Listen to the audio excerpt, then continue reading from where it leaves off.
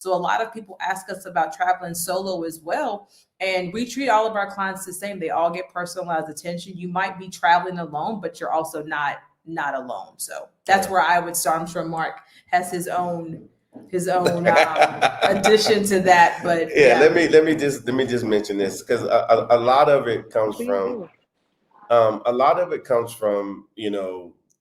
as when I was in the military, we used to have a thing called the rumor mill, and people they're just talking. They don't know.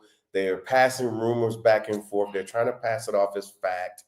I heard this. I heard that. A friend of mine said this, and nobody's responsible for their words. So they're just saying things, sometimes to keep the conversation going or whatever. I don't know, but there are a lot of times when we will be here on the phone or things that are second and third party, and oh, but did you actually go? They're like, no, my friend, he said, and so forth and on and on. And then if you ask them, oh, it was some salacious video that was put out, of course, for clicks and likes and things along that line. So we run across that. And I think number two, people like put all these countries together, and they're like, oh, okay, well, if it happened in Ethiopia, then it must be happening in South Africa.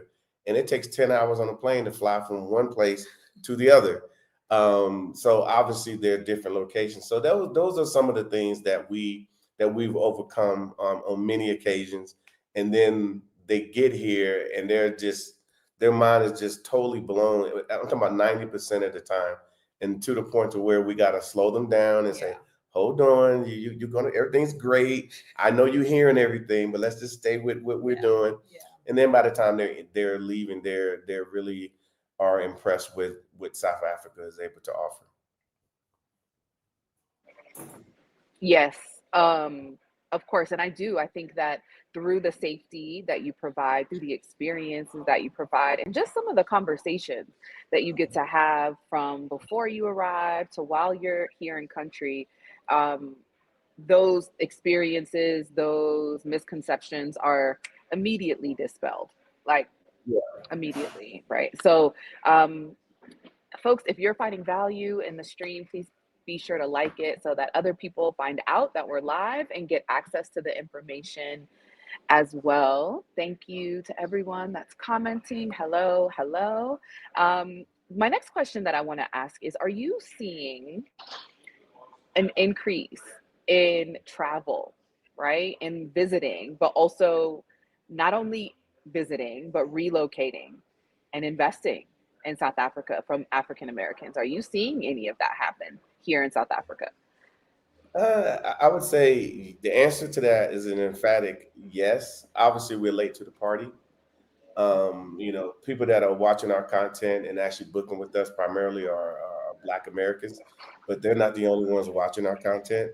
They see our content, especially, a lot of Caucasians, a lot of Europeans, a lot of Americans. They don't really contact us, but they actually start getting more interest in South Africa based off what we see. So when you get the immigration expert from IBN and they're saying Americans, because they're not waiting. They see that there's an opportunity here in South Africa, and they're not asking any questions. They're just like, let me come down there and see it for myself. And a lot of them had the same misconceptions, but they come and they just like, you know what, now I'm here. Now let me look at investments and things along those lines. And they're all here. They're here in spades. Do we see a lot of people, and I'm talking mostly, Black Americans or African Americans, in general, moving here? I can say there was a robust crowd here when we got here.